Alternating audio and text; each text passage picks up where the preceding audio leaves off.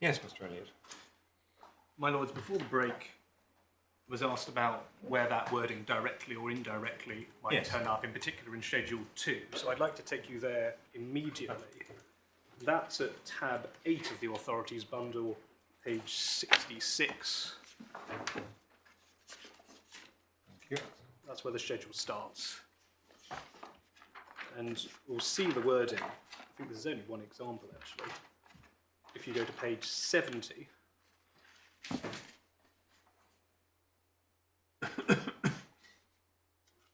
so this is paragraph 5, and it's one of the provisions. Schedule 2 is slightly differently structured, but actually when you really get down to the nub of it and you're looking at paragraph 5, subsection 5, and you look at what the consideration would be under an assignment case, you find the wording, in particular under B, being remarkably similar. B, which is a defined term, is the total amount of any other consideration of money or money's worth given as consideration under the original contract, directly or indirectly, by the purchaser or a person connected with them. Yeah. And if, and I think this is where we have seem to have got in this appeal, what we're really focusing, of course, is on the words directly or indirectly, then actually we don't even need to go as far as Schedule 2A. I would take us back, actually, like I will do now, to the primary provision, which is paragraph 1 of Schedule 4. Yeah, well, that's a definition of chargeable consideration. It is the general definition, yes. It does not apply, to be clear, for purposes of Section 45. Well, Section 45 has its own identification, but it's the general rule on how to identify consideration. And it does include, of course, the chargeable consideration for a transaction. And that would be for a land transaction.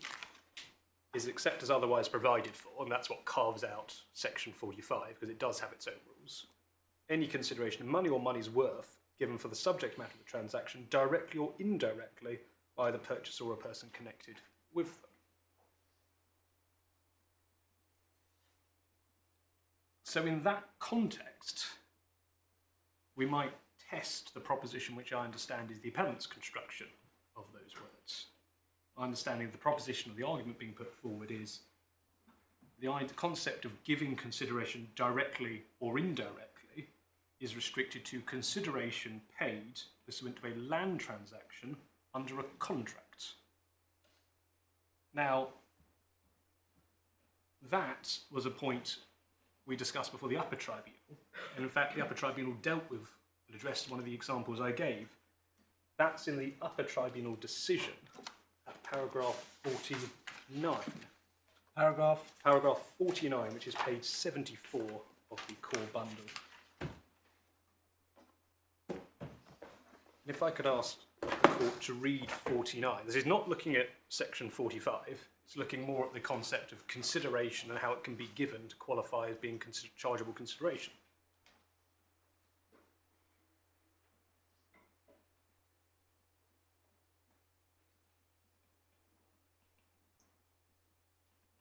Yes. So that's a straightforward example of why, looking at consideration, the concept of being given pursuant to a land transaction, we need to look slightly broader than the concept of it being under a contract in respect of that chargeable interest.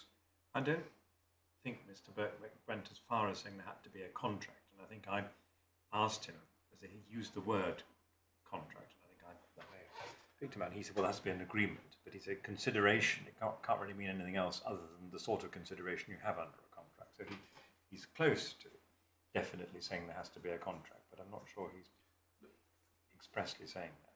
Well, if it's not limited by contract, then the only thing it can be limited by is asking whether it's being given in return for chargeable interest. In which case, I mean, that's where the revenue end up, and that's what the first tier found in this case. They said, well, that's the chargeable interest you're trying to get, the freehold of this house. Who is giving that consideration indirectly or directly or indirectly? Well, Mrs. Brown have given it.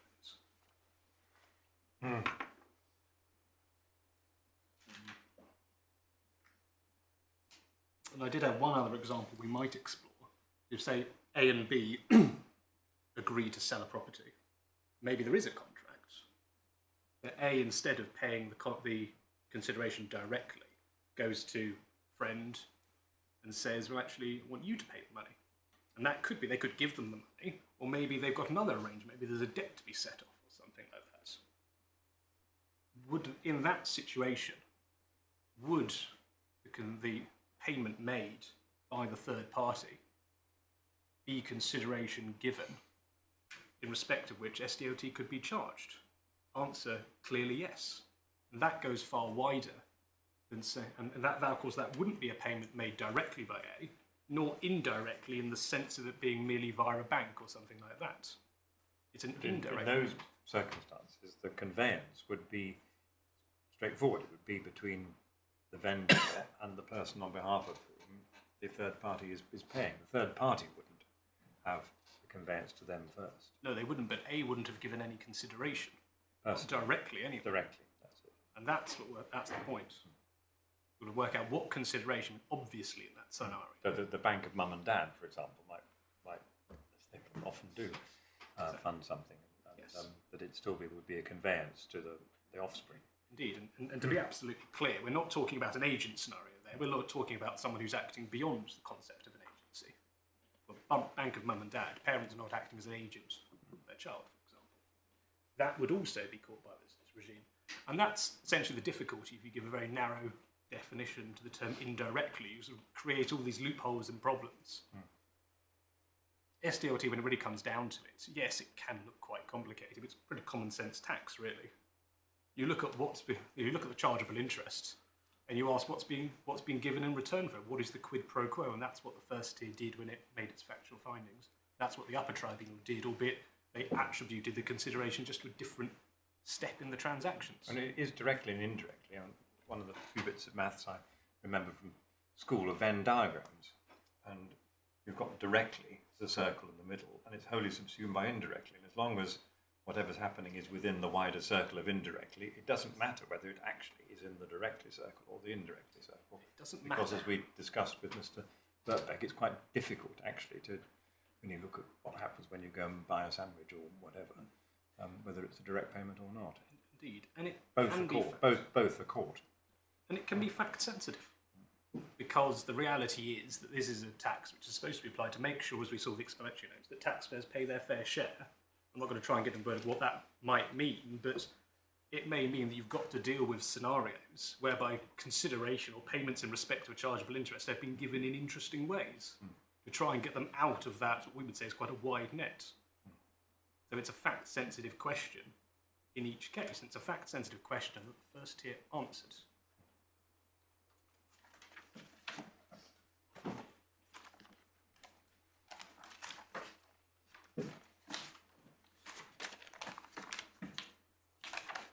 And just to complete this first analysis, reference was made to other provisions within the SDLT code. HMRC's submission, the existence of those other provisions cannot result in a narrowing either of Section 45 generally, or certainly not of the wording directly or indirectly. To be clear, Section 108 and Section 71A address very different scenarios. Section 108 is about multiple land transactions between two parties. It's not a tripartite situation, subject to connected persons. And what odd to see about Section 108 is, on its face, all it seems to do is to allow you to make one land transaction return. That's one of its purposes. It doesn't seem to do very much else. It comes in elsewhere because it does also define related transactions, and they can be brought in. It is one of its purposes, when you read it with the relevant provisions, is to stop people sort of reattributing consideration. For example, playing around with, obviously there's an SDLT threshold. You might have one very expensive bit of land and one very inexpensive piece of land. Sort of making sure that both you've attributed the consideration correctly. But yes, on its terms, you're right, it does fit in elsewhere though. Section 71A is the Islamic financing provision, but requires in particular one of the parties to be a financial institution. That is another provision which has resulted in a whole host of cases proceeding.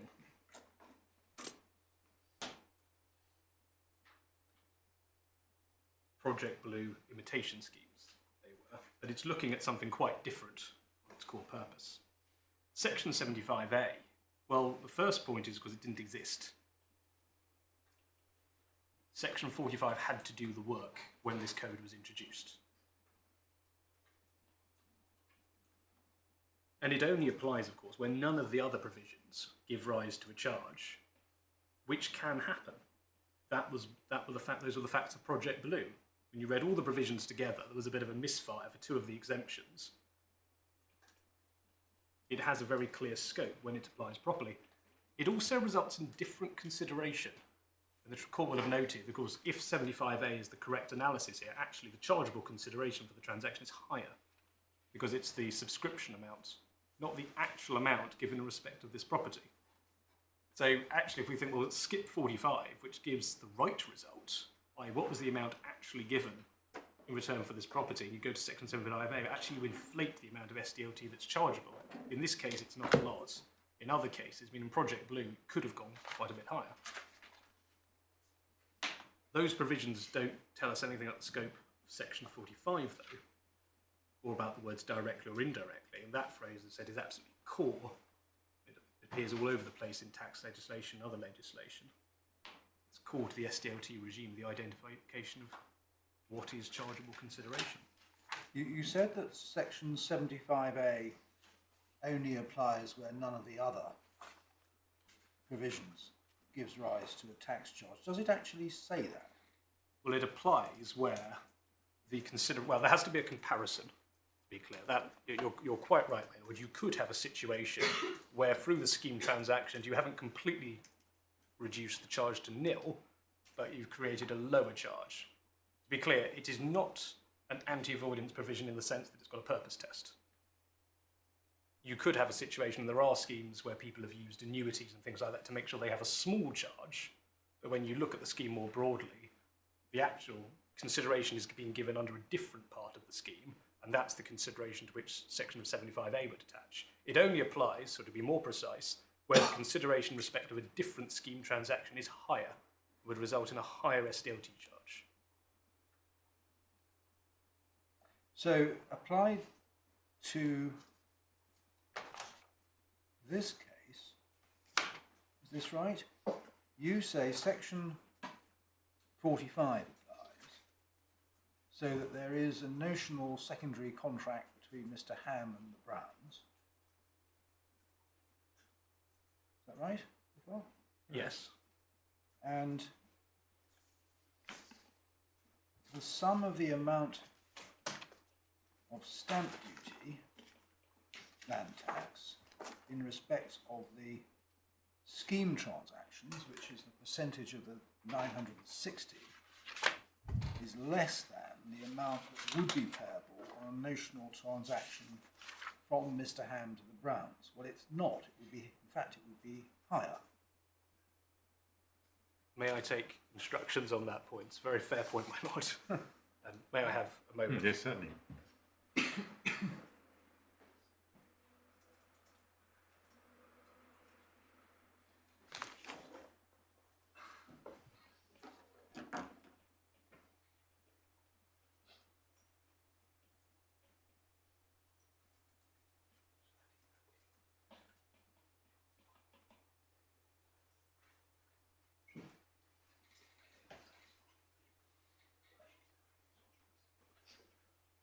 If I may, I'm going to leave that with those behind me to make sure we get the answer exactly right.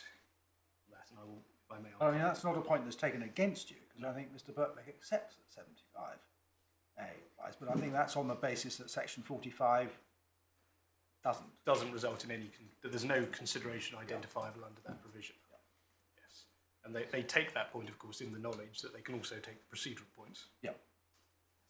So if I may, I've marked that up as a point we're not going to forget.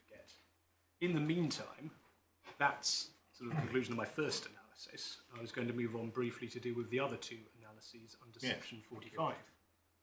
So the first one is the connected person limb,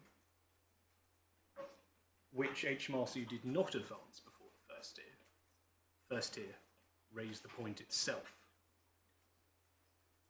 It was raised in the Rule 24, effectively respondent's notice for the Upper Tribunal, so a long way in advance of that hearing. My learned friend very fairly didn't say that there was no time to deal with the points. Plenty of time. And to be clear, though, it was contested before the Upper Tribunal. The concession is made for the first time before you today. And just for your reference on that, in the supplementary bundle, tab 4, page 48.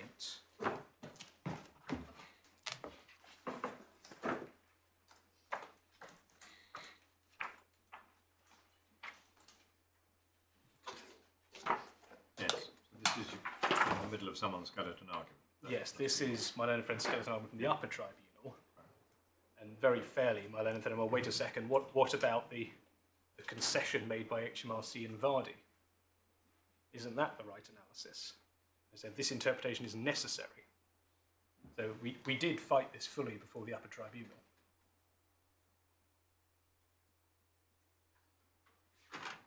Right. And the concession is made the first time before you today. I won't be taking you through the submissions I was going to make about why that restriction isn't necessary, shouldn't be done, because it's no longer argued. No. For your reference, there is a case called Fox, which is in your bundle. If the court is interested in showing that provision in a slightly different context, in a context where the connected person limb was the only limb which identified consideration, it's that case. It was a very straightforward scheme. You have the vendor. They sell to, in that case, it was the wife for the full amount of the purchase price, and then wife sells to husband for £10,000. The consideration given by the husband indirectly was there was nothing, because the husband hadn't given the wife anything, and the consideration for the transfer of rights is only £10,000. Works very well until you look at the connected person.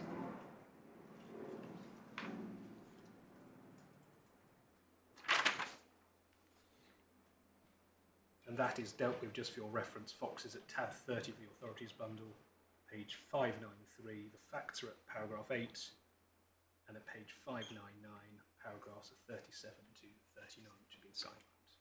37 to? 37 to 39 is the analysis. I mean, it was, in fairness, effectively conceded by the time it's got to the Upper Tribunal in Fox.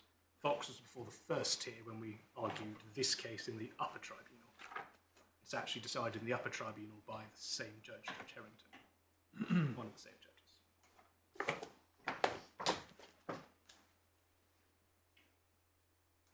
And the connected person limb, so it's now accepted. They were connected.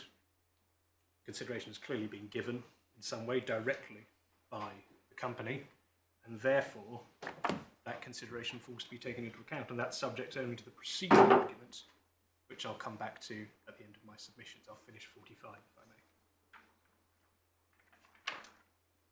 But, just to be clear, the existence of the connected person limb is not a reason to narrow the meaning of directly or indirectly in B1. There are plenty of ways, because a connected person is a defined term, it's quite strictly defined. Companies can be connected to their owners, family members. You can get around them quite quickly once you get two very close friends, for example. Very easy to get around that limb. It is not a reason to reduce the scope.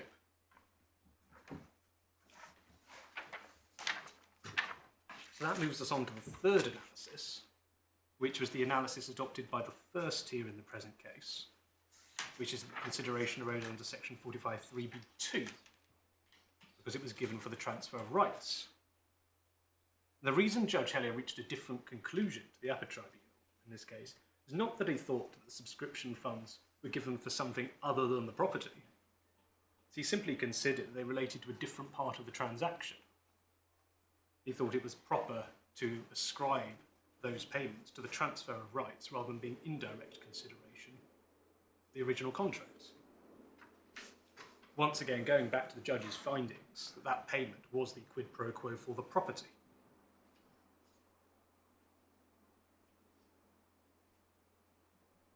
HMRC's submission is, well, it should be seen to be one or the other.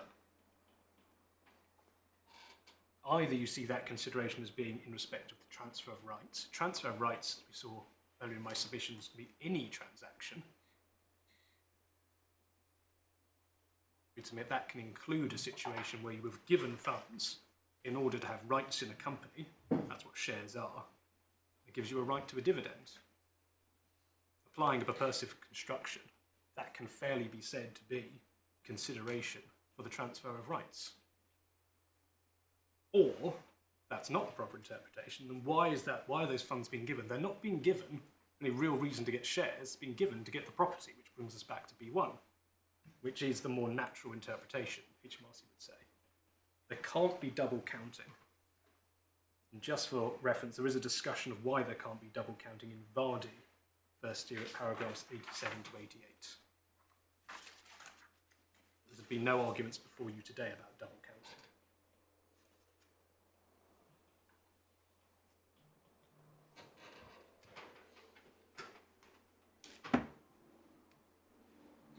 And the reason that interpretation, the third interpretation, can work is because the company and the shares were simply a medium, a legal vehicle for the appellants to get the right to get the property, the right under which the property was transferred to them.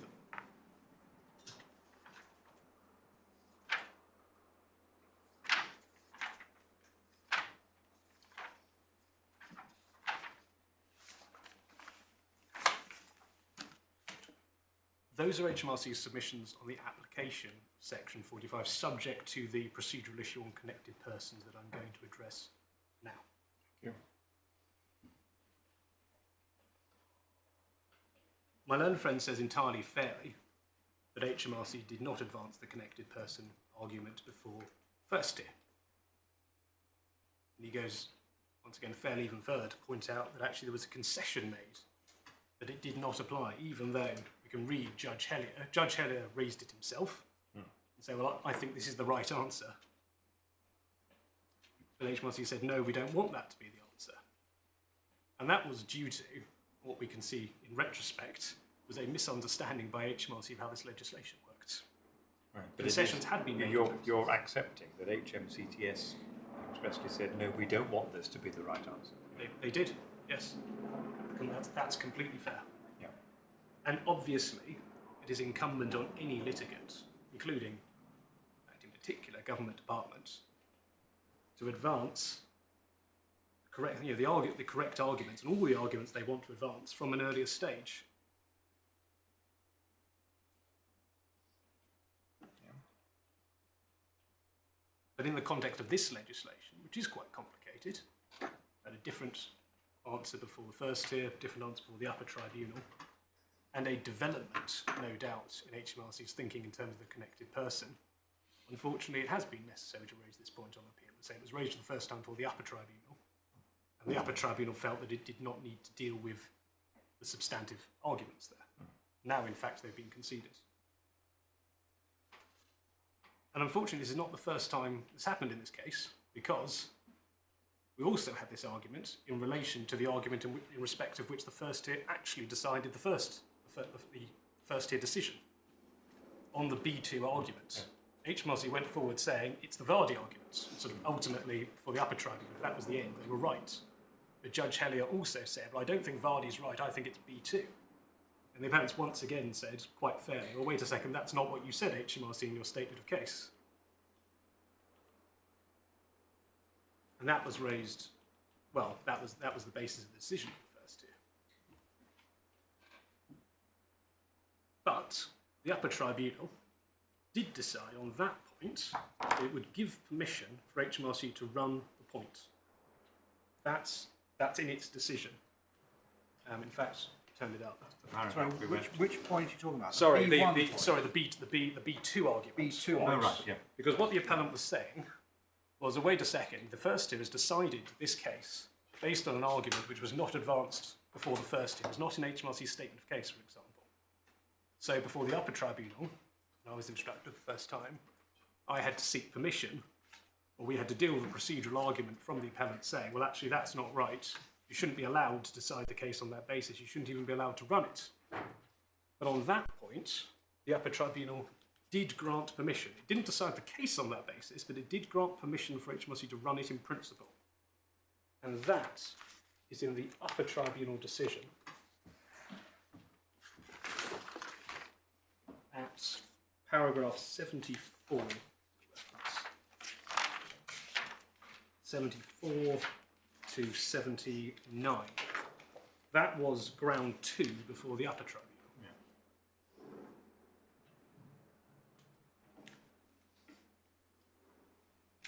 The court may wish to remind itself of the reasoning. Yeah.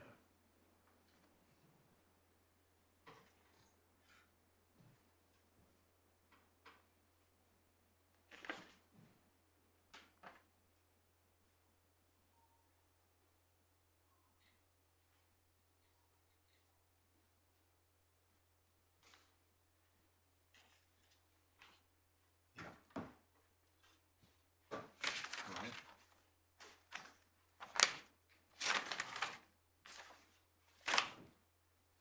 Yeah. So on that argument, Have you finished? on that argument, the appellant tried to argue we would need further factual findings, proper detriment, and it's not a pure point of law. The Upper Tribunal disagreed and granted permission on that point. And HMRC submits that similar reasoning, though, should be applied in relation to this point, connected person. Because the Upper Tribunal didn't go on to decide that, because it's definitely a pure point of law. In fact, it's now a conceded point. It was not a conceded point before the Upper Tribunal.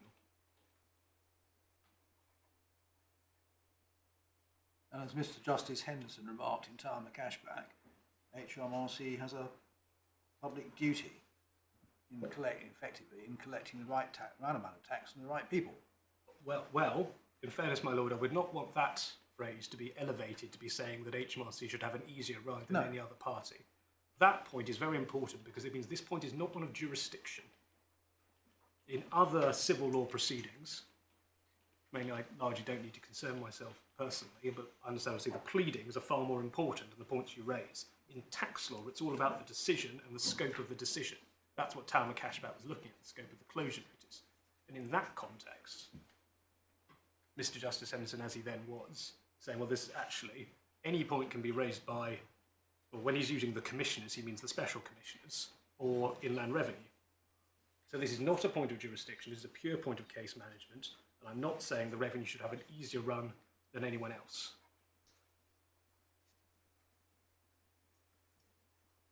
That's in Tower Cashback, which is cited, by the way, at paragraph 75 of the Upper Tribunal's decision. So this point isn't in dispute, but just for your reference. And you could see the same point in a case called Ulster Metal Refiners, which is the Court of Appeal of Northern Ireland, which is at tab 20, page 311, paragraph 41. But that's jurisdiction. That's talking about third man things. We're just looking at this as a case management point. It's accepted it's a pure point of law. In fact, it's a conceded point of law. It's accepted that there's no prejudice in terms of meeting the point. I mean, they've had knowledge of this point now for over 2 years. It was raised in the respondent. I had a discussion of all this in a case called Hudson and Hathaway, where a point was raised for the first time on a second appeal, and we allowed it to be taken. Well, in fact, my lord, I was also going to take you to the decision of the court in Project Blue, the Court of Appeal in Project Blue, where very similarly, actually, the court allowed the taxpayer in that case to resile from a concession made earlier. Obviously, every case needs to be looked at as own. Before I come there, though, when the brief points are, there's no suggestion there's prejudice to meet the point. The detriment, as I understand it, is sort of, well, the appellant would have approached these proceedings differently, maybe wouldn't have commenced the proceedings at all if they'd known they'd had to meet this point. And the answers to that, well, the first point is say, well, actually when the point was first raised, of course, before the Upper Tribunal, they did contest it. Secondly, though, if that is the detriment that can properly be shown, that is precisely the type of detriment which can properly be compensated in terms of costs. If that were the only point upon which, if it could be shown that actually, if they could be shown that that's correct. Were any costs orders made at either of the earlier two hearings? I'm looking at the bundle. I don't think we've got a copy of any order or decision notice. One would hope that would be a straightforward question, but I know the Yes, answer is no. It's not a straightforward question. An application for costs to the Upper Tribunal was made, stayed pending the outcome of this. Right, so, May I have just yes. just a moment? Yeah.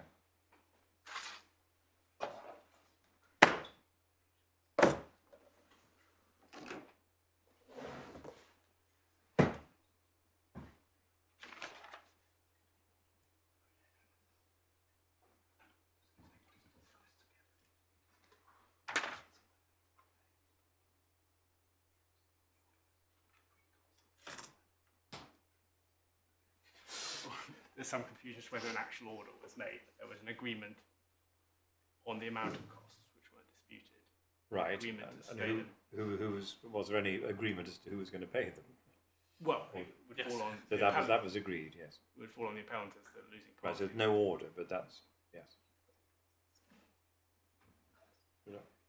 So your clients were going to pay,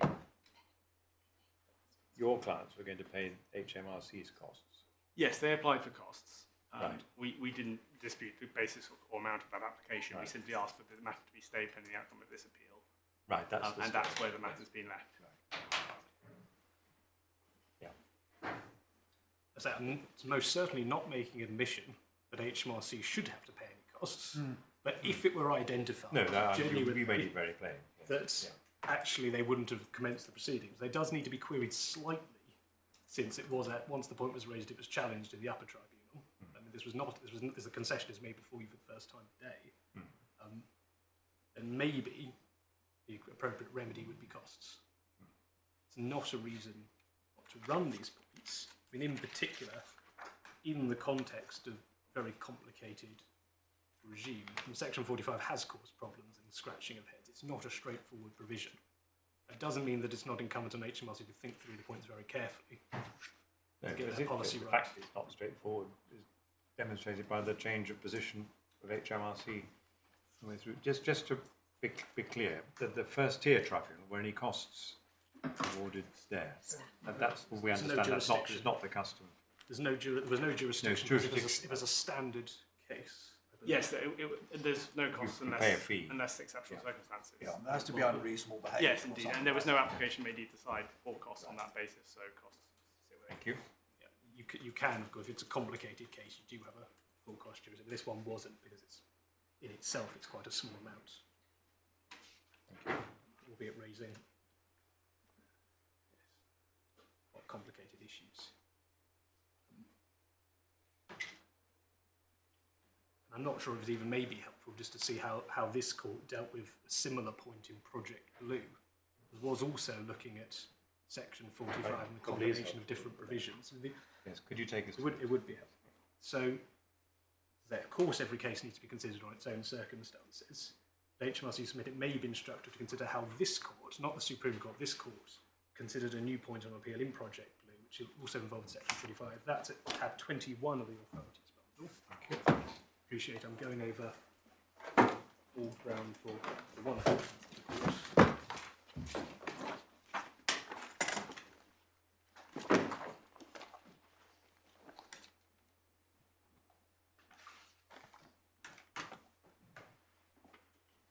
And if we turn to it, once again, I know one member is the rest of the court familiar with roughly what the facts were in Project Blue? What the analysis I've was? certainly read the head note, and I've picked up a couple of the paragraphs. But, It was about. I wouldn't want to give a lecture about it. No. It was about the interaction between Islamic financing. It was a genuine Islamic financing case about the purchase of the Chelsea barracks, and so Section 45 interacting with Section 71A, and ultimately, if they interacted to create notice of consideration, Section 75A. But quite importantly, we turn to paragraph 22.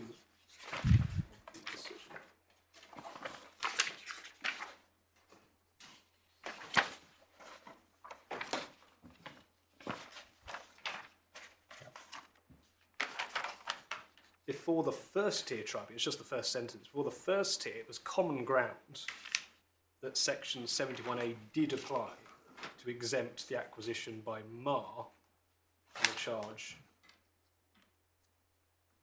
That was the, I'm going to call it a concession, of course, because then the taxpayer sought to argue that actually Section 71A did not apply.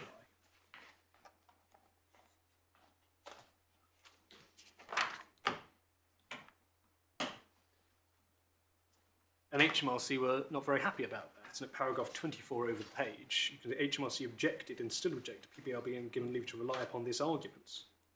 That argument being that actually Section 71A did not apply in that case. And the reason, one of the reasons HMRC were objecting, quite understandably, was because it meant, if that, one of the possible consequences of that was that HMRC had imposed liability on the wrong person.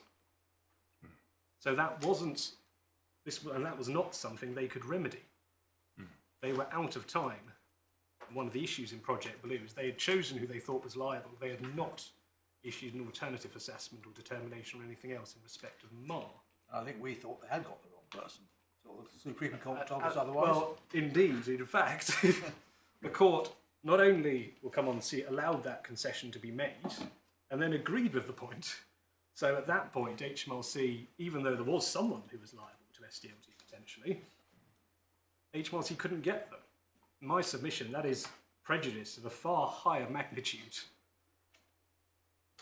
than in this case. It was permanent prejudice, which couldn't be compensated, and there were many hundreds of millions of pounds of tax that had vanished. But the Court of Appeal did allow the taxpayer to run the point, which is at paragraph 36 and 37. So actually, paragraph, so this is on page 328, paragraph 35 is agreeing with the point, and 36 and 37 is allowing the point to be run.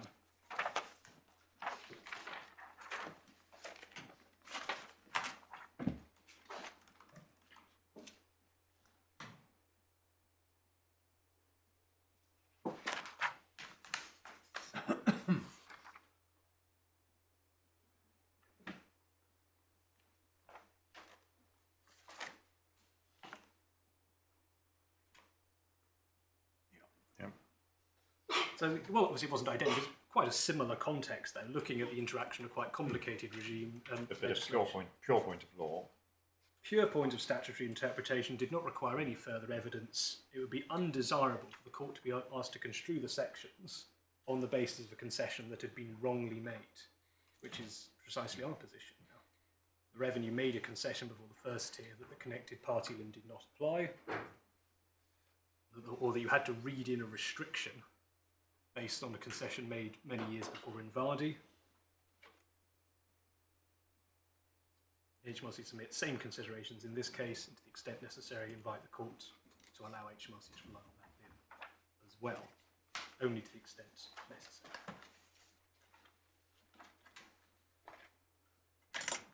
Those are HMRC submissions on ground 1. Thank you. I'll turn briefly to ground 2 to talk about the scope of the determination, which only arises if there's no consideration under section 45.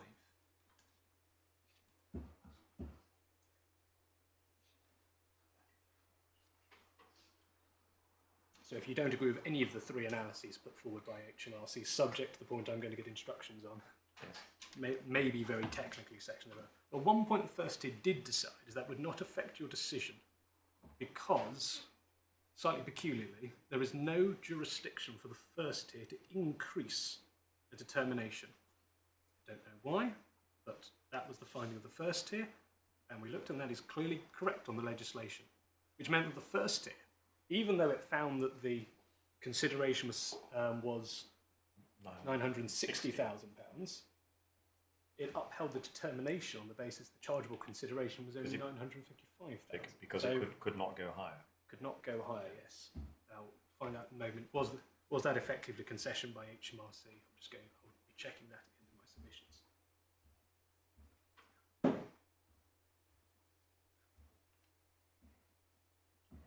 And HMRC's position is the Upper Tribunal correctly held that this determination issued is broad enough to impose liability under section 45A or under section 75A. And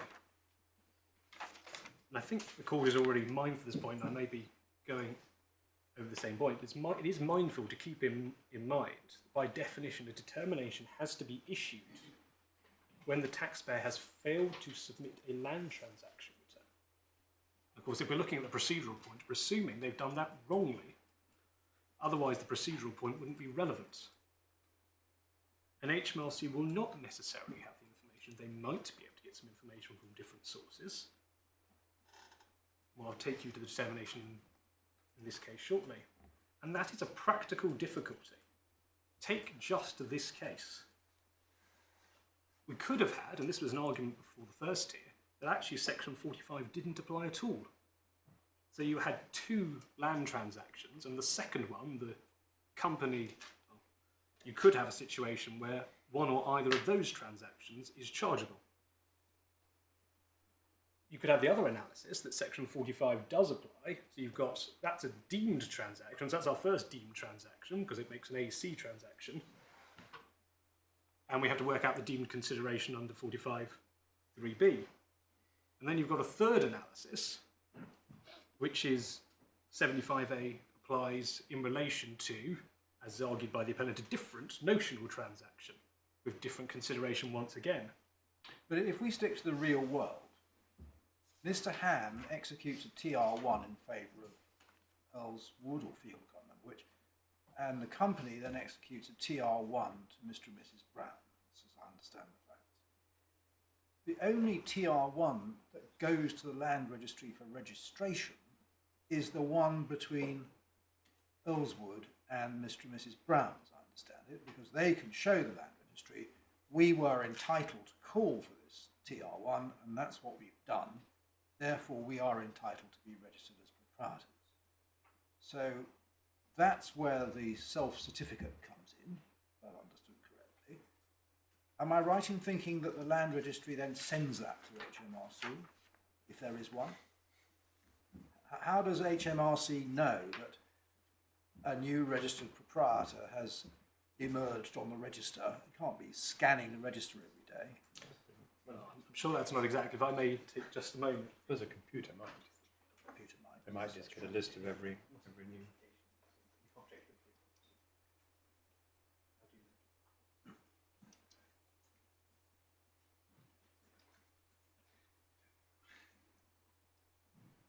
I'm going to add that one to the list to come back to.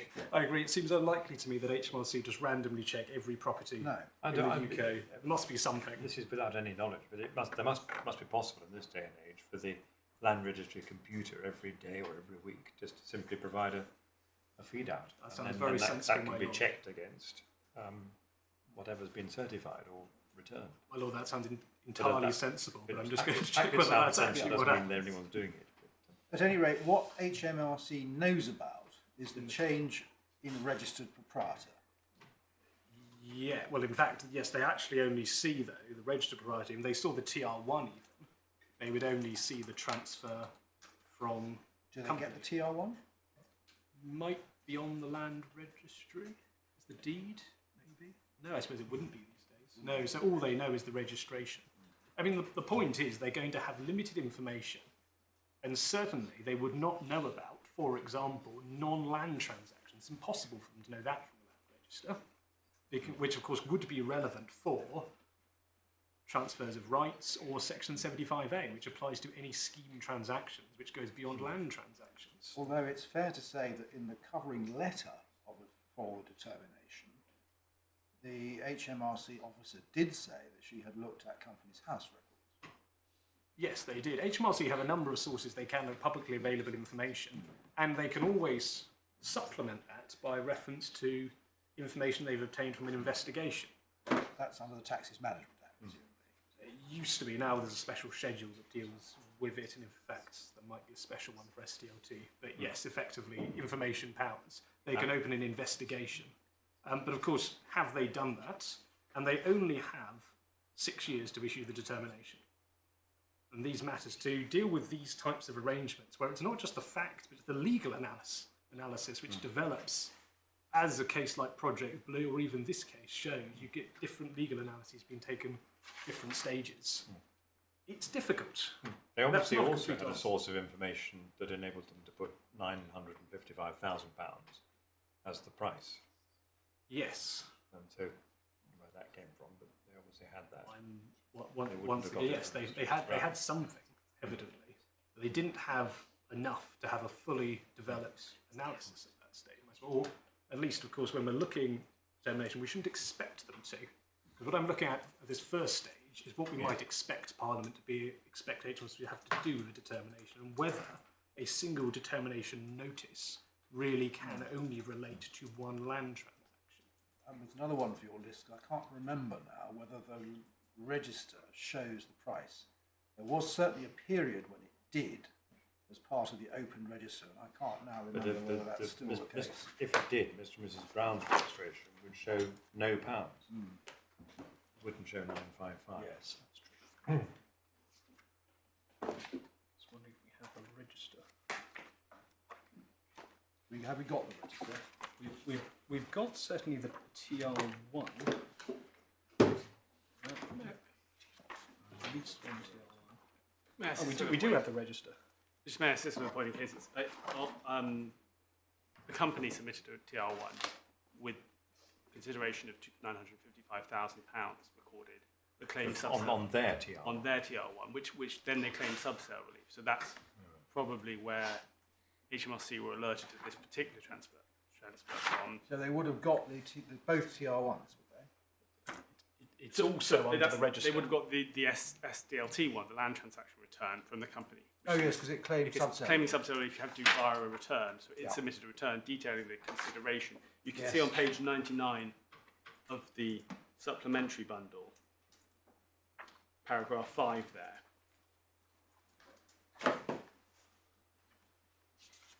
So that might be the answer in this case, and in fact in any Yeah. subsale situation. Yeah. Okay, that's thank you very much. I'm very grateful to my learned friend. In fact, as it happens, the register does state £955,000. That's at page 224 of the supplemental Yeah, bundle. that's just exactly where I got to. Yeah, that's interesting.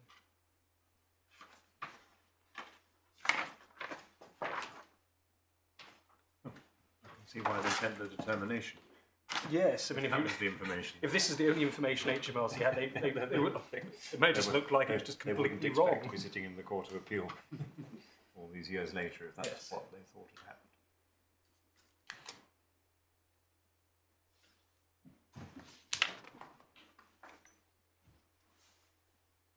There's no, I mean, there are 2 points to make. The first is looking at the power to issue a determination, whether it needs to be limited such that a single notice can only issue a determination in respect of a single land transaction as very strictly defined.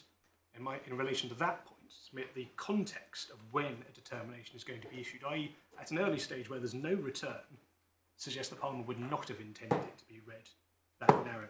Secondly, looking at this case though, there is no indication that HMRC had formed any view at the point that the determination was issued. Any view of which provision? Which provision, or if we want to be very strict, what the land transaction, specifically whether it was a Not notional... if you get a road traffic offence notice from the police, they're precise about which section you say this is just a statement that they've determined without them nailing their colours to. They had not nailed their colours to the mark, and that was, to the extent I need to, I'll go on, that was the criticism, one of the criticisms made of the first tier. Because what the first tier actually did is it then looked at correspondence after the determination. That can't be right. At the time, if we go back to the determination in the core bundle at tab 14,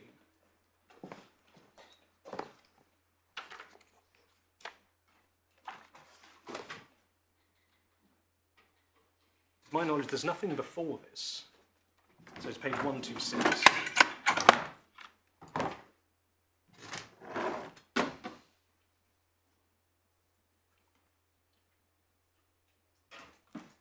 simply says acquisition of 9 Earlswood on that date. I mean, all of these, whatever deemed transaction or actual transaction, they all happened on the same day. So I've examined HMRC Land Registry and Companies House record and concluded the acquisition is a chargeable transaction, and accordingly a land transaction return should be made. I hold no records of a land transaction return being submitted for your acquisition of this land property. The determination itself is on 128. That's just the covering letter. There's nothing in that covering letter, though, saying it's an actual transaction or it's a deemed Section 45 or it's a notional Section 75A. The actual determination simply says, it's page 128, revenue determination, acquisition of 9 Earlswood. And it's issued to the right people.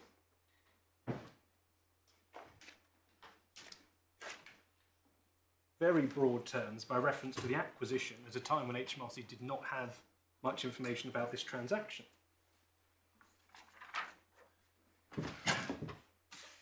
For your reference, I'm going to make the submission and then the first tier's error was then to go look at what happened afterwards.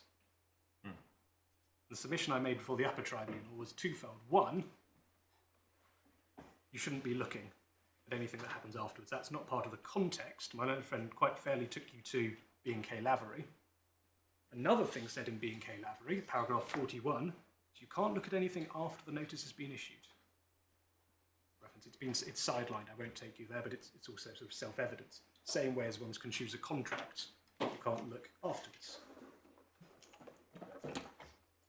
But in actual fact, and as I do say this is the wrong approach, if the court were to look at what happened afterwards, you would turn, for example, to the next substantive document, which for some reason is not the document the first year turned to, which is supplemental bundle,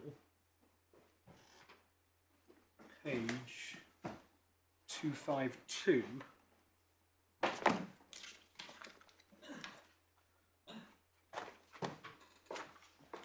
Can I, just before we go to 252, what about 153? Of the supplemental bundle. The supplemental.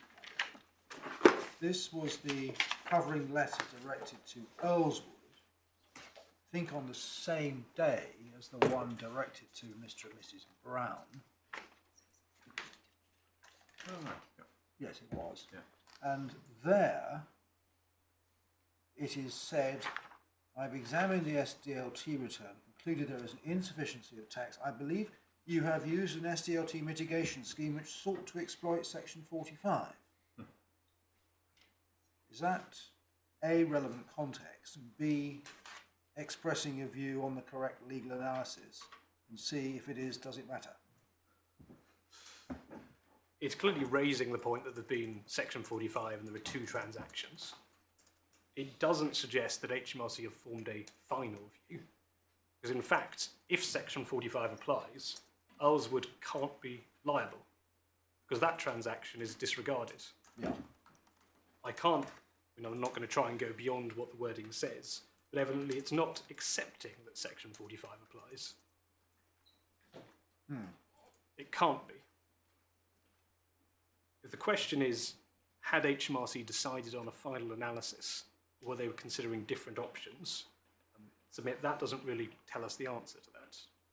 But we say we have to look at each determination separately. We don't know the answer.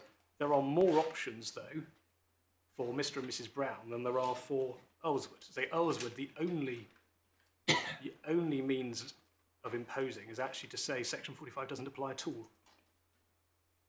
That's logically the only answer. Yeah. Which was a point run before the first year. Right, and you wanted to go to 252, was it? Well, 252 was...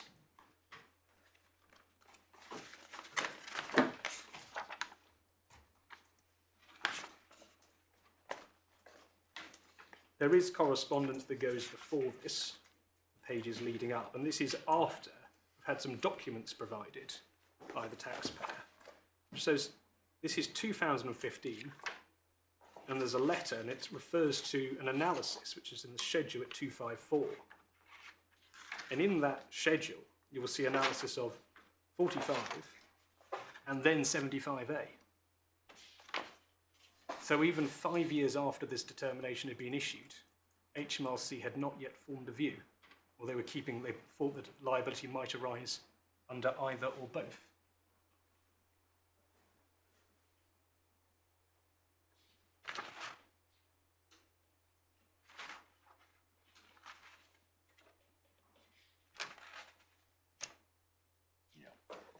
As I say, strictly speaking, though, we shouldn't be looking at anything afterwards. We should just look at the determination, the covering letter, and whether that restricts it. And it is entirely possible that in an appropriate case, if HMRC did nail their colours to the mast in respect of a very specific analysis and specific land transaction, then maybe that's the correct way of reading the determination. In the same way, the court may be aware, in relation to closure notices, HMRC can say, you don't get your corporation tax deduction, here's my reasoning. And that's what Town the Cashback was effectively about. Or they could say, my conclusion is this provision applies and that's why you don't get your deduction. And there's been lots of cases about closure notices, how they're read and whether they should be read narrowly or broadly. Really, it depends on how you phrase the document. And in some cases, there have been cases where it's succeeded, a taxpayer has said, well, actually, your conclusion in your closure notice is too narrow. It's not exactly the same as determination, because determination don't have conclusion and such, but it is analogous. It depends on the circumstance, it depends on the document in front of you. And this determination, including its covering letter, does not attach itself to any particular land transaction, either an actual one, Section 45 notional transaction, or a Section 75A one. So on its terms, that determination was broad enough to apply to any analysis as to why the acquisition of the property by these purchasers, those are the details given, might be chargeable to SDLT, regardless of whether strictly those analyses relate to a single land transaction or multiple land transactions.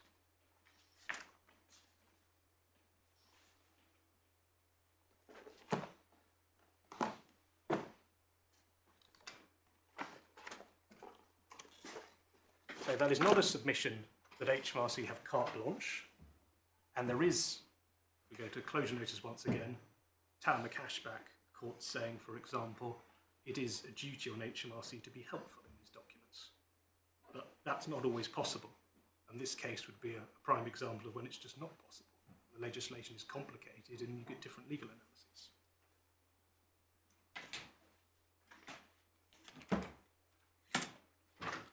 The FTT had a worry that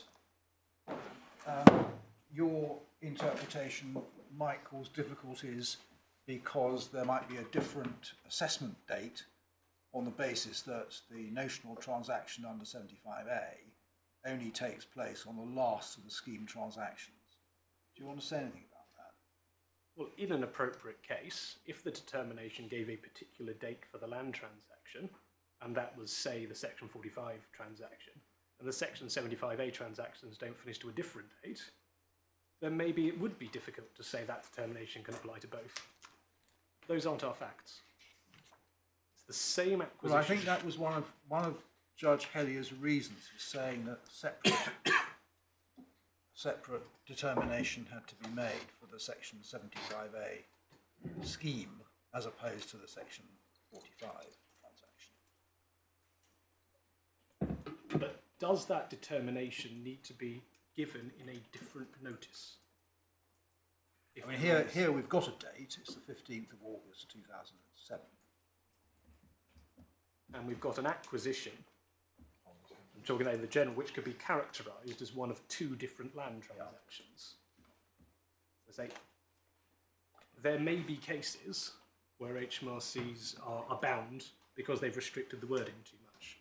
There may be cases where HMRC, out of an abundance of caution, have issued multiple determinations. But here, what's being said is that HMRC had to issue all these different notices before they'd even known fully what the facts. They didn't have any documents at this stage. It's unrealistic. No, I follow that. I'm just looking at paragraph 114 of the FTT's decision, page 121 in our court file. This is Judge Hellier's worry. But I wonder whether a scheme of the kind envisaged by Section 75A is always going to have as its last step the acquisition? Or are there schemes where the acquisition giving rise to the SDLT is not the last step of the scheme? Wouldn't need to be. No. You could. The last step could be the provision of consideration through some other arrangement that's been put in place. I'm trying to think of what an example might be. You might have granted some artificial option. That would be a very unusual case where you actually got the property without having paid for it. Well, we're talking about arrangements which tend to be pre-planned between friendly parties often. Not always directly connected as defined. I'm saying it's possible. So I suppose I'm positing a possible case. It is certainly possible for a person to get the property, and then there are further scheme transactions which are part of the scheme. I'm using that in the defined term, not in the pejorative sense. Yeah. And that But the determination wouldn't, well, there's the risk that Section 75A would bite on that. It could bite on that. If a date subsequent to the date of acquisition. Well, the date of acquisition would be the same, that's true, in that case. It's just you might be looking at later scheme transactions. You can also have arrangements. There are Project Blue copycat schemes, for example, where transaction 1, A to B, B then sells to C, who claims to be a financial institution, and lease back. Nothing to do with actual Islamic financing, just trying to copy and get the benefit of the Court of Appeal's decision in Project Blue at the time, or hoping they would get a benefit out of Project Blue. And then the financial institution is a protected cell company in Guernsey, which has no assets whatsoever. Good luck HMRC getting any assets out of it. And usually there's an option as well for the acquisition of the property. For example, with overage payments? They have Is that adjusted somehow if you get an overage payment? Overages, I believe, have a particular provision. Yes, there is. It's one of those provisions where there's particular consideration for overages and how they're taken into account. It's the same for large lease payments and periodic payments. That is accounted for in a market commercial scenario. But people have, for example, there are schemes where people have used annuities, and there is a particular provision which gives you the value of an annuity by looking at the first number of payments, and people claim, well, look, I'm only chargeable on that. That's another scheme that's been used.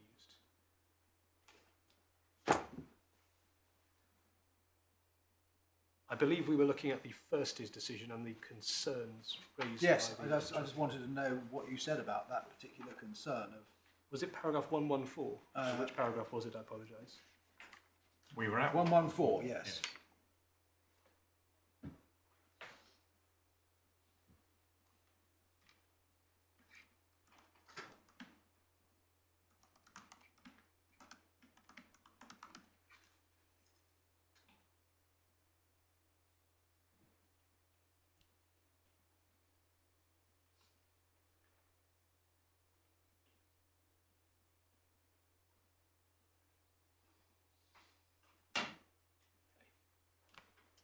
Well, the first half of that paragraph is I don't mean the correct way, so it's an academic consideration of what are the relevant land transactions. And then there seem to be at least two practical points that come out of that. One is time limits. Yeah. That you might have different time limits in respect of different transactions, different land transactions. Once again, I don't want to sort of bind anyone here, but if you had a determination which you have to state the date of a transaction, at least it's formed to do so, a particular date, my submission, it would be difficult to say, well, actually, you should apply that to a different land transaction on a different date. That's not our facts, though. So that point, in a relevant case where you do have different dates of acquisition, that could be a relevant consideration. It doesn't mean, though, that we have to read this determination as only capable of applying to one or the other in circumstances in which, on any basis, we can't tell which one it is. I mean, we've all decided it has to be Section 45 is the argument of the appellant, but why? It didn't say that. The second practical point is that the notice must enable such matters to be ascertained by the purchaser and needs to identify a specific land transaction to which the notice relates. Well, that's the only point I disagree with there is if we're taking land transaction in its technical meaning. You need to be able to identify what the subject matter of this determination is. That's plain fairness to the taxpayer. They could be a busy property company with acquisitions all over the place, and they get a determination saying, here you owe SDLT. Well, what does that relate to? Of course that needs to be the case. But that's not our facts here. We have an interrelated series of transactions, all of which result in an acquisition on a particular date by these purchasers. And whatever the legal analysis is, which has taken a lot of unpacking, alongside, of course, what was happening in Project Blue as well, there's no suggestion within this case there's any danger of them sort of not understanding what this was about. They knew exactly what it was about. Yep. So I think, I'm not saying those aren't valid considerations in the right case. They may result in reading a narrower determination. They could even result in a determination being said, well, sorry, it's too vague to be valid at all. We've seen cases like that where partial closure notice is a new regime that's come in, and the notice is just so vague that it's a nullity. That's a possibility as well. But those considerations do not lead in this case to a reading of our determination in the context in which it was issued as saying, well, you have to pick one of the land transactions, and we've decided it's it's the Section 45 analysis. Yes. My lord, does that deal with the... Thank you. Then we get, I'm grateful for my learned friend, he has addressed it, but we do get some support from Project Blue on this, the Supreme Court analysis. I'm running the same argument as I was before the Upper Tribunal, with one tweak, which is why Project Blue is helpful. In Project Blue, and you understand the context already, the Supreme Court faced a similar argument with a taxpayer saying, you should have issued a separate decision. We'll go to it in a moment. You've done the wrong procedure, HMRC. You should have issued a determination in respect of the Section 75A transaction. And actually, on its terms, it's identical, not the actual transaction. The actual transaction, and the actual reasoning of the court was, taxpayer had put in a land transaction return. We'll go to see which one it was in a moment. And the precise reasoning of the court was, well, because of the extent of the inquiry powers, when you issue a closure notice assessing liability, the closure notice closes the inquiry into that return submitted into a particular land transaction, you can also assess not only 45 or any other provision, but also the Section 75A notional transaction. That was the finding. And the precise reasoning was via the inquiry, or the wording of the inquiry provision. If you want to take a very narrow reading, that's what the Supreme Court did. The reason I draw support from the provision, two reasons. One, it supports a broader point that a single procedural step taken by HMRC can be used to assess liability by reference to more than one land transaction.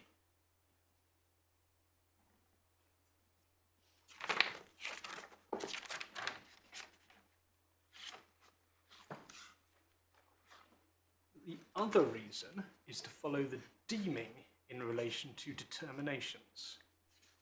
We turn back to Schedule 10 of the legislation, which is authorities, page 42. I'd like the court to turn to paragraphs 25 and 26. The reason we might find... Page 55. Page 55, yes. The reason we might find Project Blue of particular assistance is it was looking at HMRC's powers to impose liability in respect of a self-assessment that had been a self-assessment. Now you say, of course, that's not our fact, we're looking at a determination, but a determination is deemed to be a self-assessment under 26(1) in terms of enforcement. Yes. And you tie in again because the determination is treated as a self-assessment, and then the taxpayer can displace the determination by putting in a return. Let's just follow that through for a minute then. If in our case, the taxpayer, having got the determination, said, well, I don't agree with that, I'm going to put in a self-assessment return in respect of the Section 45 transaction, not in respect of the 75A, and HMRC had issued a closure notice, then I would be before you today saying, well, Project Blue tells us that we can assess the 75A liability by reference to that closure notice, because that is definitely what the Supreme Court decided. Why are they in a better position? Because they didn't put in the self-assessment return. Seems a slightly odd outcome.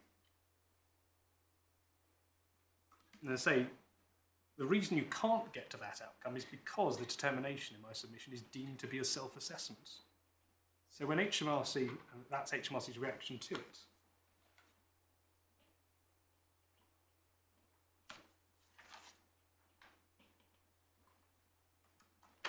Project Blue, and you have already been taken through it, but if you'll indulge me, it's at tab 22 of the bundle. The authorities bundle, that is.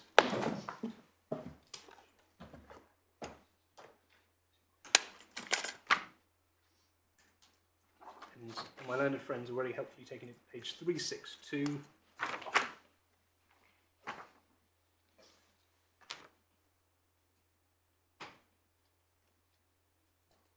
What had happened in this case is that Project Blue had filed a land transaction return in relation to its actual acquisition of the property. There were lots of other land transaction returns filed in this case that happened, but that's the one we're interested in because that's the one with respect to the closure notice. And they said no liability arose due to sub-sale relief. They were B. In the ABC transaction, they were actually B, because then they sold on to Mar Bank. The land transaction return did not relate specifically to any Section 75A notional transaction. HMRC inquired into that return and issued the closure notice amending the return. The taxpayer raised a very similar argument as raised in this case, saying the inquiry in the closure notice could only cover the actual land transaction, could not impose liability by reference to a separate notional transaction under Section 75A. And they said HMRC ought to have issued a separate determination for the Section 75A transaction. And that is the submission the Supreme Court rejected at paragraphs 81 to 83, that you've already seen. And there was a specific basis, which was to do with the wording.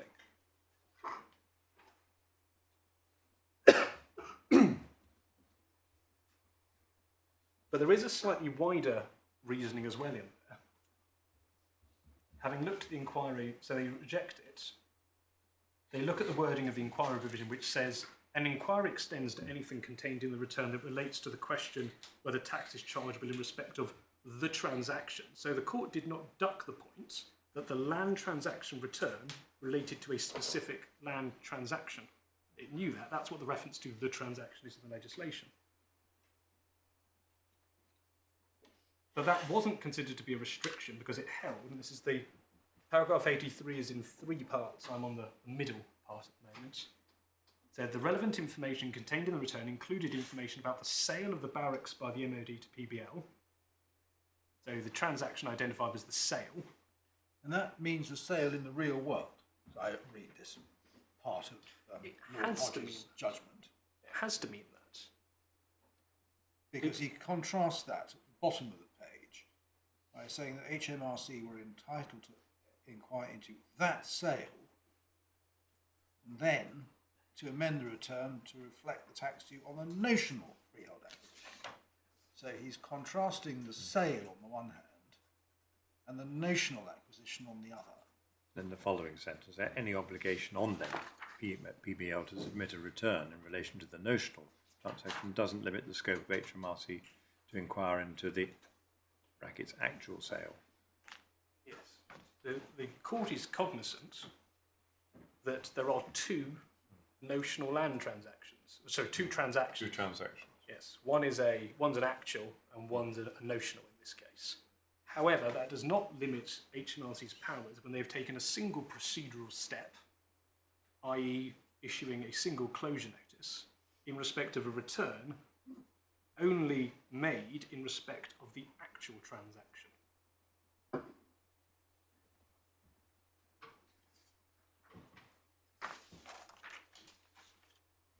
And whilst it is not exactly the same point that arises in this case, HMRC do say that provides some support, generally saying that actually a single procedural step can apply, on the right facts of course, and subject to the wording of whatever step has been taken, to two, more than one, land transactions in the strict legal sense, in particular where one is a notional transaction.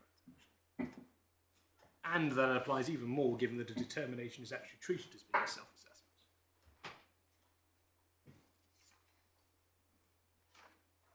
And there was no requirement, of course, the court said, for HMRC to issue multiple determinations.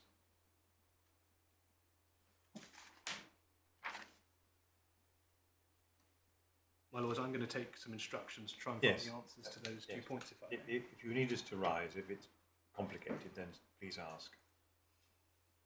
Would that be easier? I'm in the hands of if the court would. I think that would be easier given the number of people who might be instructing you. I'm very grateful. So again, if we give you five minutes, should be enough for that. If you need more time, then say so.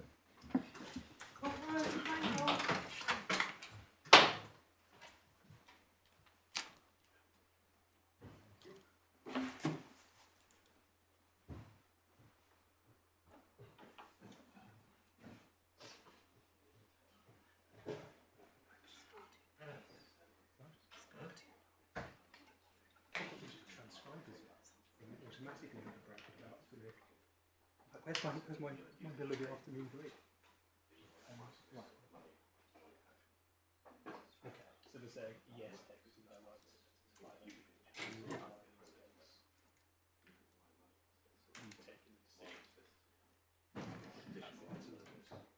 There's nothing this court can do about it.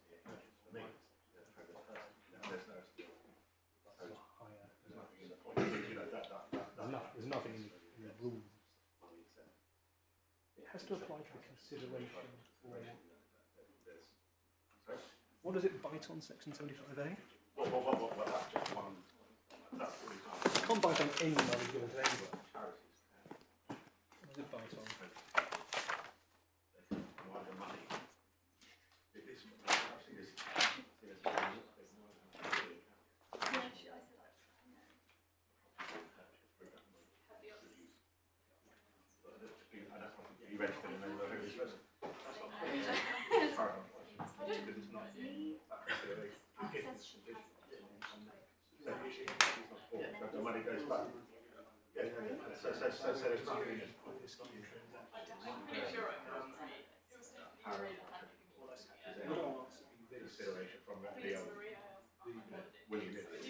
Would we say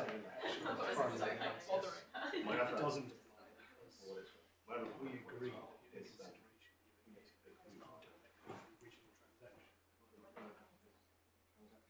you look at funds, charitable consideration is not under B, received by the rate staff.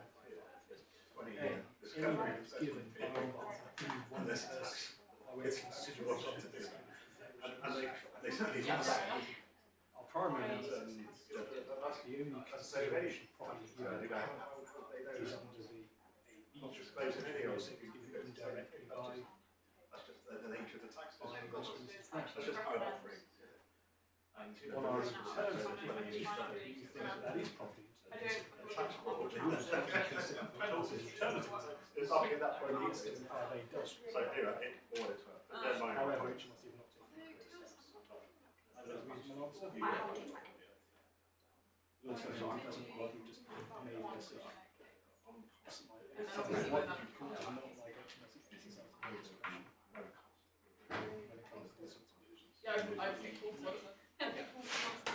What's the answer on how we find out from the land returns?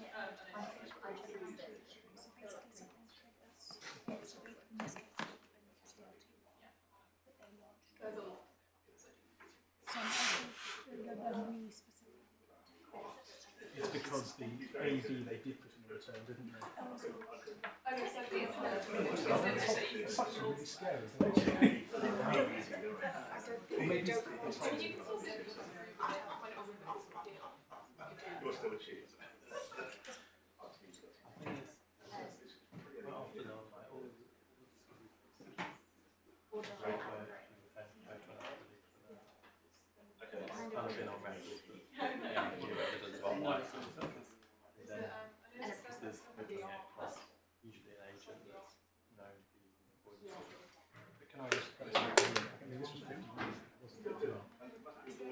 I don't know what system we have now. Probably back then there probably wasn't any.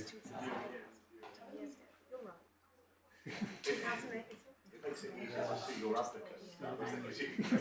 So what we're going to say, in this case actually, it was the other side, it was the other land transaction that was emergence. Or proceed. So we've got that. Any other points? Want me to go? This is our chart. Have I missed anything? Misspoken? Leaving us open to attack in another case or going too far?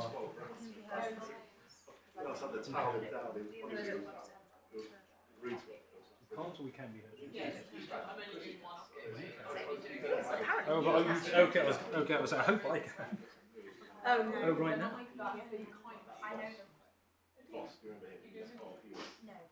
My missus is watching. And the dog. Thank you.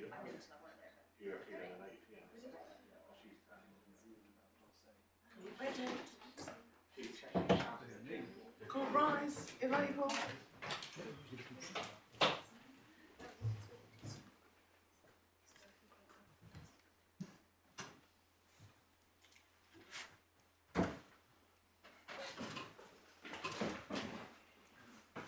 My lords, I think there's just 2 points left on the list. Yes.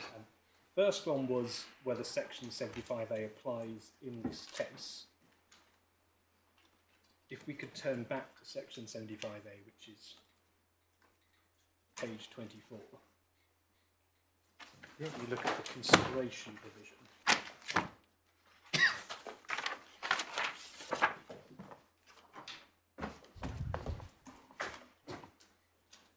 Which is 5.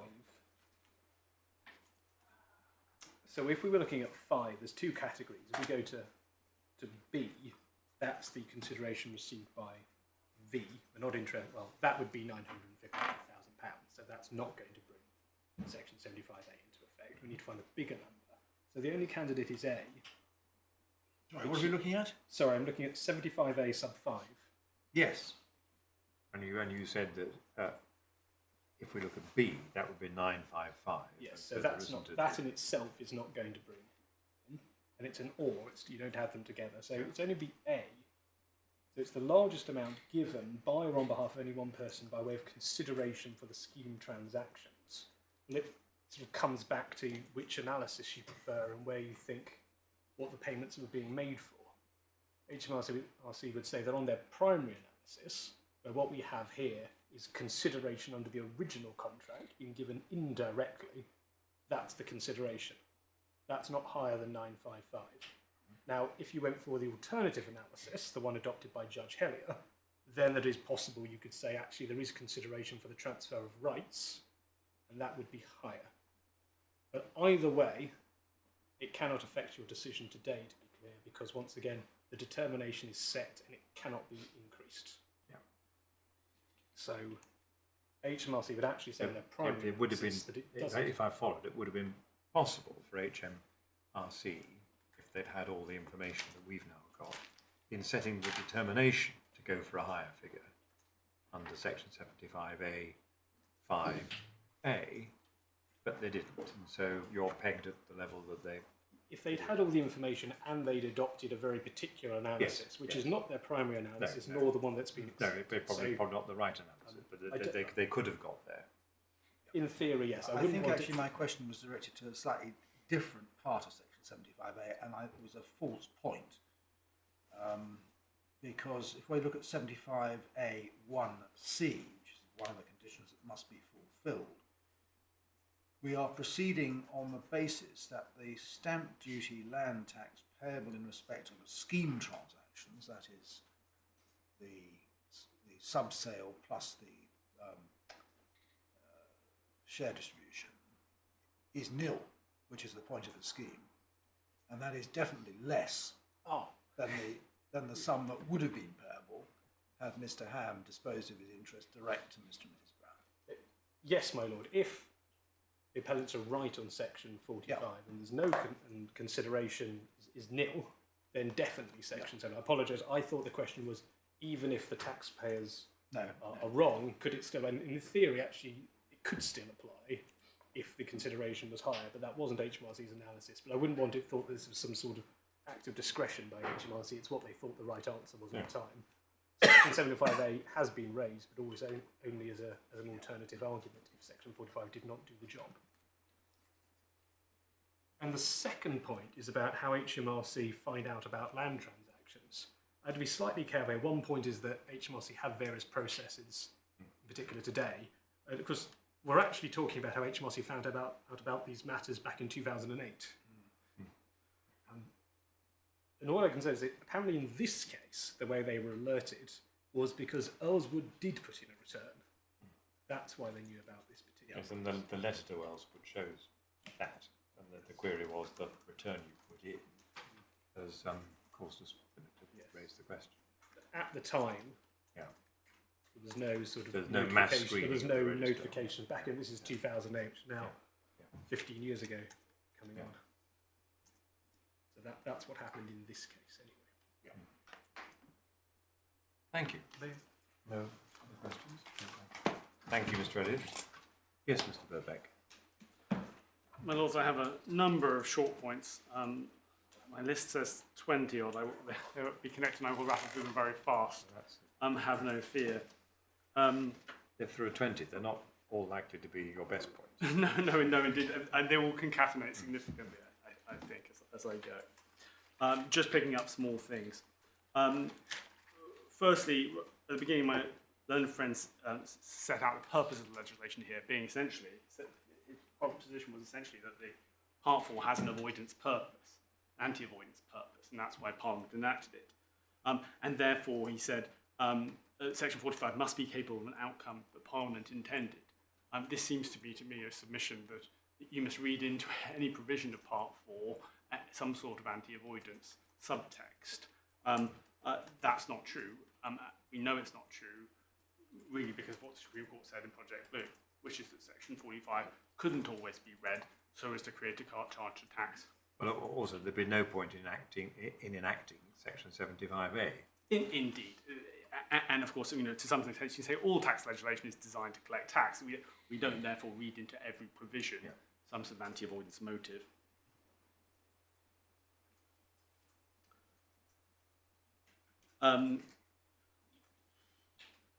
We've dealt with Social 2A in the end. We found the provisions there. My learned friend put a lot of reliance on the, I think the phrase he used, quid pro quo nature of the scheme and the preordained nature of the scheme and the clear purpose of this scheme, which was to acquire a house for Mr. and Mrs. Brown without paying stamp duty. And wanting to read into that an ability to, well, therefore, that creates this sort of, the stress subscription price was knowingly given in return for the house, in fact. That really is the essence of his submission on Section 45 and how you should apply it and how you should apply it indirectly.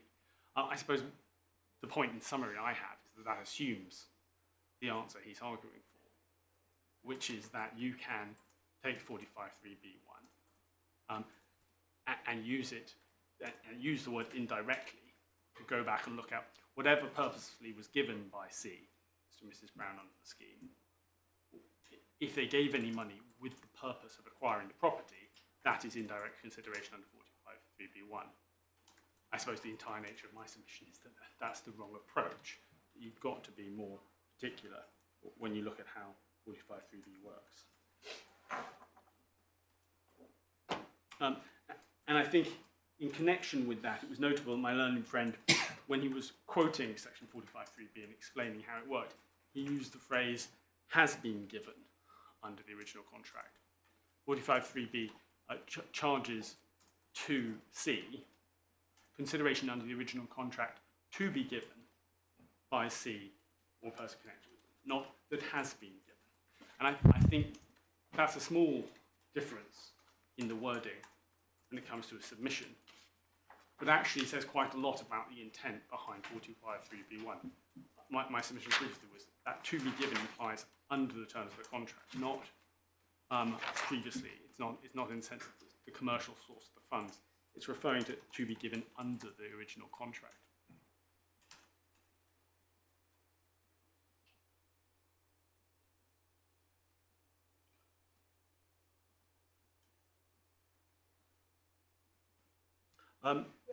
There was a mention of my submissions in the Upper Tribunal about the synchronicity between contracts and acquisitions of land, of interests in land.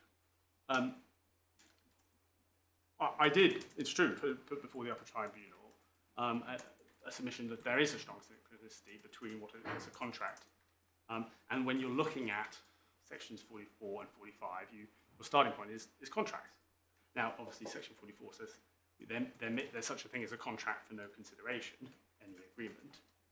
But where you have consideration for an acquisition interest of the land, my essential submission is on basic principles of contract, that's a contract. And if I could take you briefly to the paragraph where the Upper Tribunal deals with this, at 49 on page 74 of the core bundle.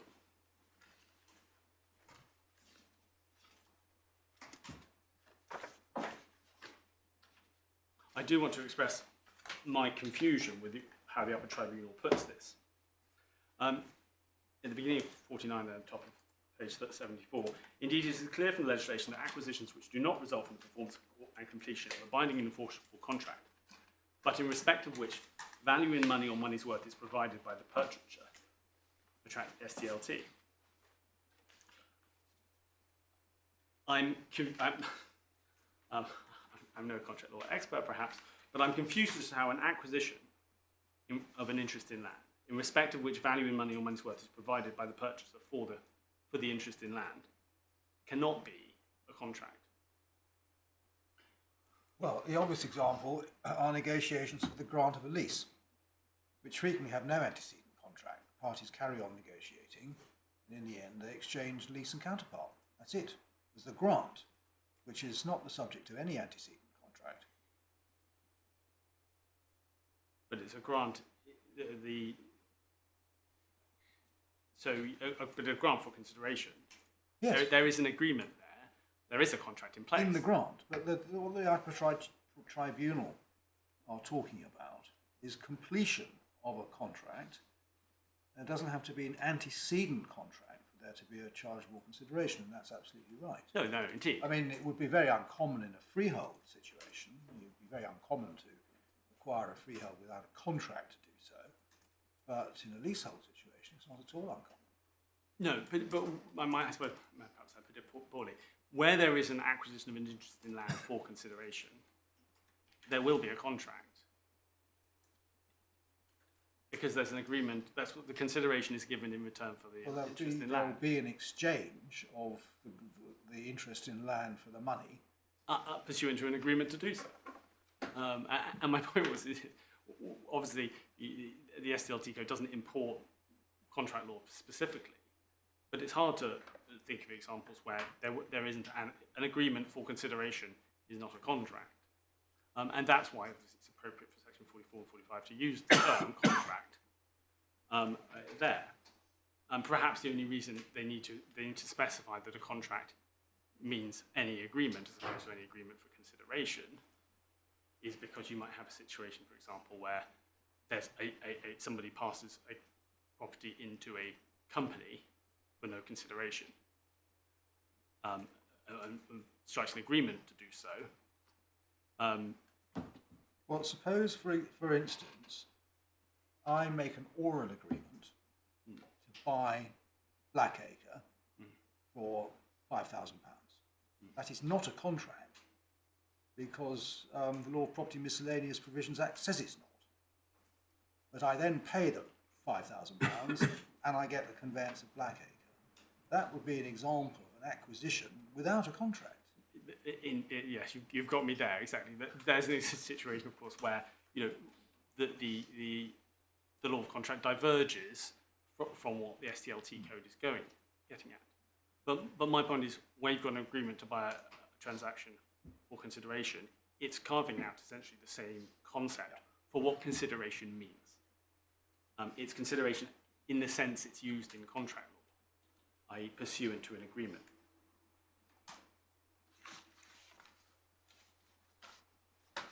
I wanted to touch on also the Bank of Mum and Dad example, which I think is very much important and far from being a problem, I think it's quite helpful. If your mum and dad gives you money to enter into a land transaction, they do not provide consideration under the contract. You provide consideration under the contract, which you've acquired from your parents, and whether they transfer it directly or not, you're providing consideration, perhaps indirectly, in a situation where your parents come along and they send the money to your solicitor, who sends it on to the vendor. But they are not providing any money under a contract, because they're not party to one. The money is provided under a contract by the child. Yes. In that scenario. So it really just shows how the concept of indirect consideration can work. Looking at how that in the context of 45(3)(b)(1, where you get the same outcome. In our case, mum and dad corresponds to Mr. and Mrs. Brown in their capacity as funders of the company. They fund the company, which then has the money to make the purchase. But that funding of the company is not under the contract for the purchase of the vendor. Then, in the Bank of Mum and Dad example, if the child then transfers the property to mum and dad, it's part of a scheme. Might be well, yes, then you'd be so into 45(3)(b) property. Drawing a distinction. Yes. Not saying it was the same. Okay. And then I think, yes.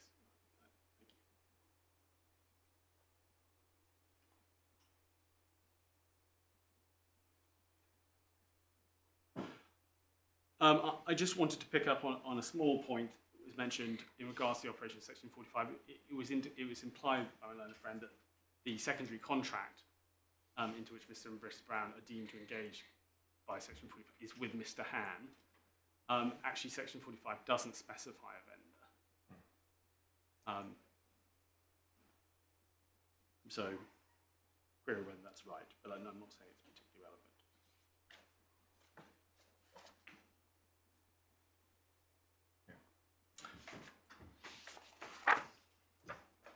I'd like to turn also to Fox, which my learned friend took you to, the case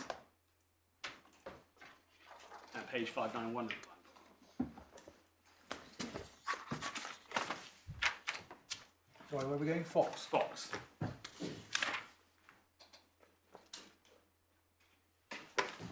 Now, interestingly, I'm not sure of the date of the first tier hearing in Fox, but the decision of Charles Hellier was issued on the 3rd of December 2021, which is the same year, although slightly later than the first tier decision in our case. Query whether that has any bearing on HMRC's decision to run the connected party limb in this matter as opposed to ours, and when they made that change of mind. But they are almost contemporaneous. as noted, it was admitted by the parties that connected party limb applied here, and the argument was on other issues. But it's illustrative to look at the facts. What happened was that Mrs. Fox paid the vendor £101,075,000 under the contract. You can see that in paragraph 8. And then sold it to her husband, Mr. Fox, for £10,000.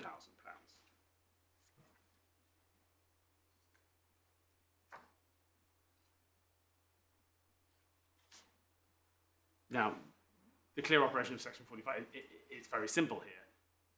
We have a subsale, so Mrs. Fox is relieved from any charge by the disregard, tail end of subsection 3. But Mr. Fox is charged on his £10,000 plus the £10,000 paid by a person connected to him under the top contract. So £1,085,000 total, and that's what the judgment finds. I just want to raise a hypothetical in relation to that, which is what would be the situation if Mr. Fox had put his wife in funds. Because on my learned friend, on HMRC's position here, that means he would be charged also.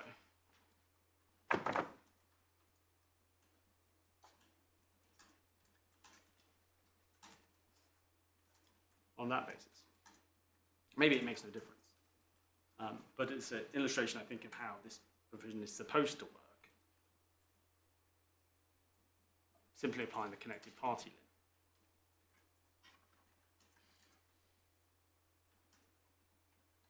Because if Mr. Fox put Mrs. Fox in funds here, then essentially we have exactly the same position as before you today. Right. And the answer is there, as set out in that decision.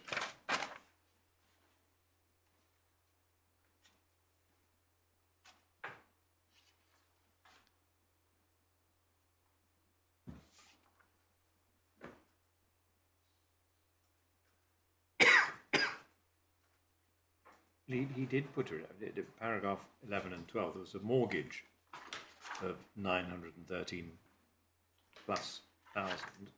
The monies received from Cheltenham and Gloucester were a loan to Mr. Fox only and secured by a mortgage. So it looks as if he... Well, and there we are. He did provide the money. Indeed, we very much are on a fact in that case.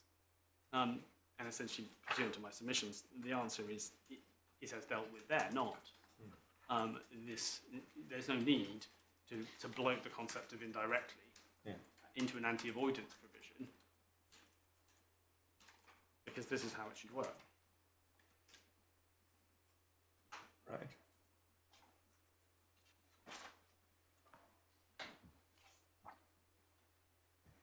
Can I just go back a point?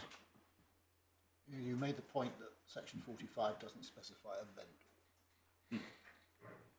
Section 45 applies where there's a contract for a land transaction, that's between Mr. Ham and Earlswood, under which the transaction is to be completed by a conveyance. Well, that can only be from Mr. Ham to Earlswood.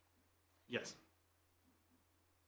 Then there's an assignment, subsale, etc., as a result of which somebody else, here Mr. and Mrs. Brown, become entitled to call for a conveyance. It must be the conveyance from Mr. Ham, mustn't it? What other conveyance could it possibly be? Well, the conveyance from the company is what it was in this case. The transfer of rights under Section 45(1)(b) is the distribution. I see. That's the declaration of that distribution is the transfer of rights that entitled Mr. and Mrs. Brown to call for a conveyance from the company of distribution in specie on reduction of share capital. That's when they acquired the right to call for conveyance. That's the transfer of rights there. Which is why when you get to little b2 in the first tier, and it says, well, the consideration given for the transfer of rights, that distribution in specie, is the share subscription is going too far. The first tier tribunal essentially said the share subscription is consideration for the distribution. Right. Whereas, of course, the share subscription was consideration for the shares, and the distribution is acknowledged to be for no consideration. Yeah, so is that... And you've always accepted the interpretation of Section 45(1)(b) as applying in this case in the way you've described. Yes, I think there's no doubt that the Yeah, distribution. but I've type never of- understood there was a dispute about that. No, so in the first here it was put that on the evidence it couldn't be shown that Section 45 applied at all. Right. That submission was rejected on the evidence. And because obviously Section 45 hadn't applied at all, Yeah. we would have been in a situation where the company would have had the liability. But no, other than that, it's always been accepted that one be worked in that way. So turning to the ground 2.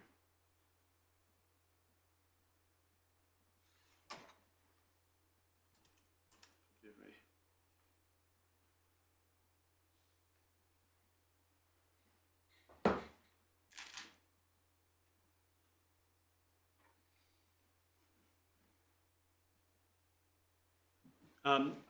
Just a point in terms of the submissions my learned friend made about our resistance, our ground 2 of appeal to the Upper Tribunal, which was that the Judge Hellier erred in deciding the case on a point that wasn't pleaded or argued by HMRC. Our submissions at the Upper Tribunal were that it would have affected the evidence because what we claimed was that the finding on regards to little b2, i.e. that the share subscription was consideration for the distribution, amounted to a finding of fact that there was an overarching contract under which that was agreed. And at that point, which was a point of fact and therefore evidence, wasn't dealt with at the first tier tribunal. And so they shouldn't be able to advance, they shouldn't have been able to take that point unilaterally at the first tier tribunal, the judge. So that was the nature of our resistance to that new point. So I just wanted to clarify that. Right, but that's not a point taken before us. It's not a point taken before us, no. That's all water under the bridge. But it goes, I just wanted to clarify. Ultimately, of course, as I hope I've already made clear, the distinction between this case on the question of whether or not you should allow the connect party argument to be put to you today, the distinction with this case as opposed to Project Blue and others is that there was a deliberate decision not to run this argument, knowing it was available. And that was a policy choice. And that's very different to a failure to appreciate a point of law. Well, I mean, I don't think we can't decide what the motivation of No, HMRC was, but I think the way Mr. Elliott put it was that they didn't appreciate the point. The point. I think the point he puts it is that despite their understanding of the legislation developed as the process went through. That's I've got my note. Yeah, I believe the way he put it, my lord, was that yes, they decided at some point prior to our following the first tier case in this matter, and before Fox, I presume, a few months later, in the first tier tribunal, they decided that they'd been wrong about the law all these years, and they changed their stance.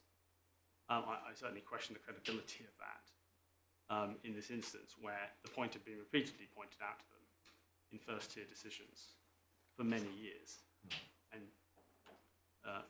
judges had shown some willingness to accept it. So there's more. It seems, and on the face of it, it's so very much an obvious argument that their failure to take the point was deliberate, and that they had other reasons other than we don't think it will succeed for not running it, and that's the objection to doing so now.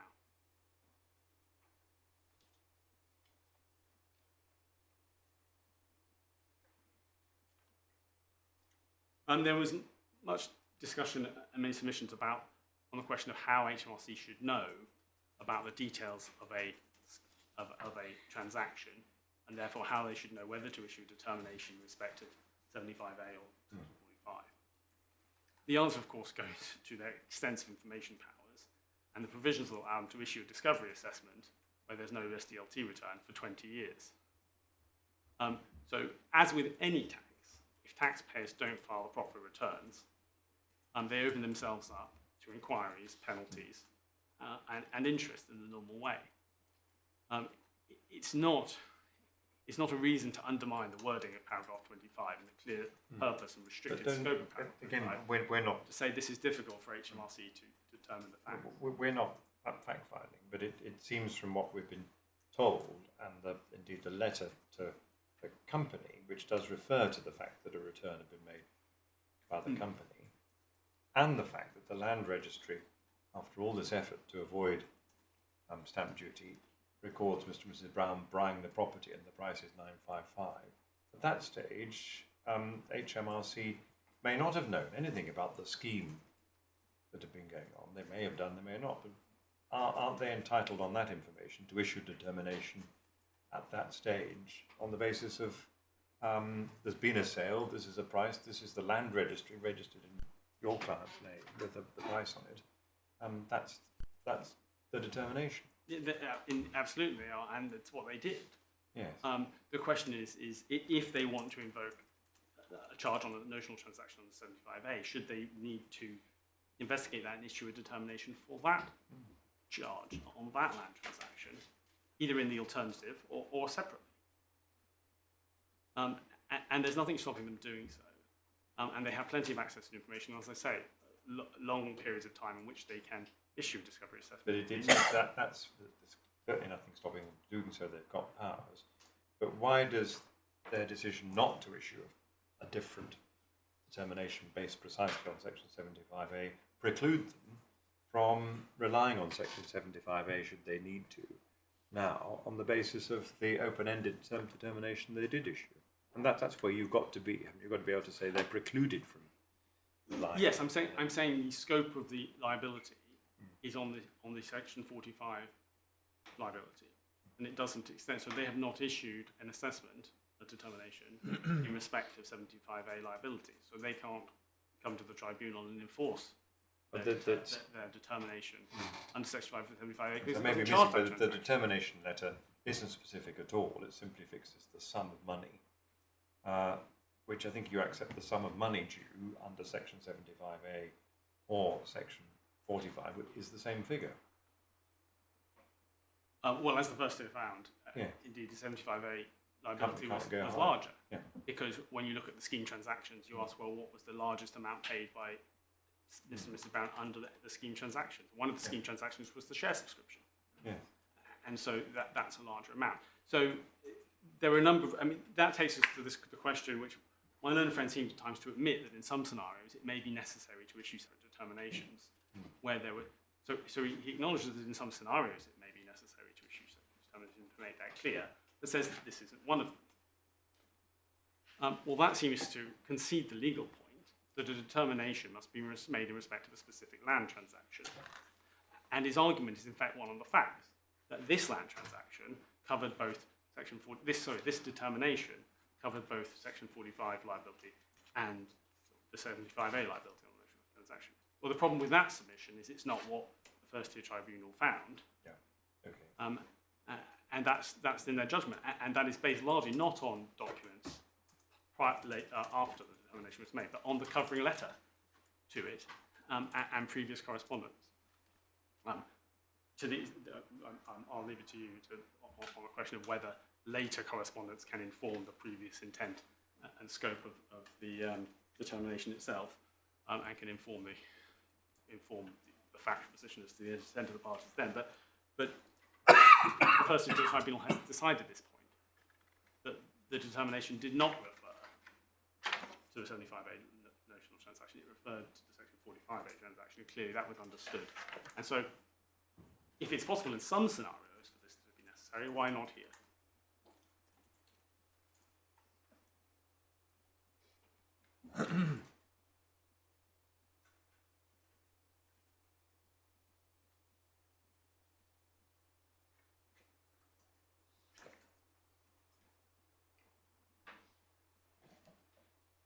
I just note in passing that, of course, HMRC in this case did issue determinations in the alternative.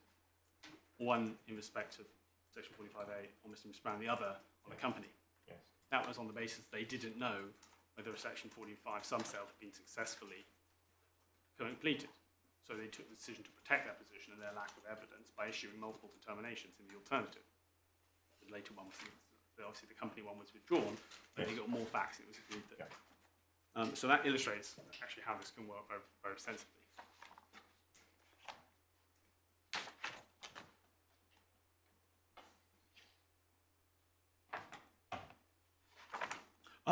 You brought up a question of how a notional transaction can have a different completion date, different effective date to the actual transaction. There's actually an example of this in the bundle in the Redmount case. Redmount? Yeah, page 536 of the bundle.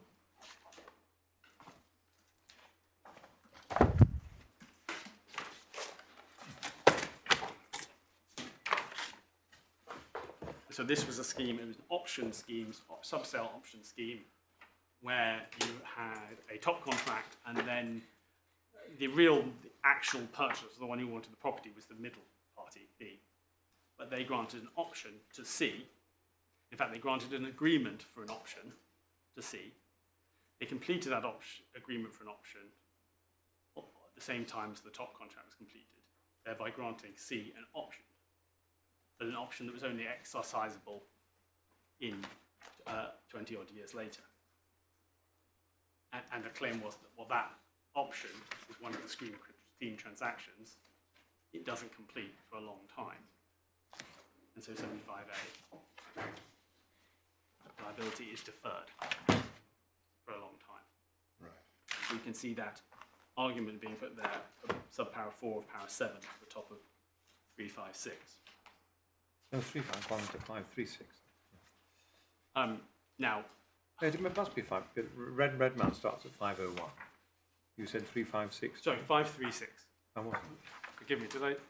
No, it's that stage of the day. It's the top of the page, yes. But if section 75A applies, the option is a scheme transaction, so the effective date of the notional transaction will not arise until it's exercised. That was the submission to the parties. That's a statement of facts, a statement of agreed facts. Yes. Page before. Obviously, in the light, Redmount didn't in the end decide whether the scheme was effective. The matter was determined in relation to retrospective legislation and other issues. A similar case, the Fanning case, was, which is also in the bundle, looks at a very similar scheme, and so it's highly doubtful, in fact, that this works. But query whether it works for 75A and for delaying that scheme transaction date. But it's an example of the kind of thing that might affect it.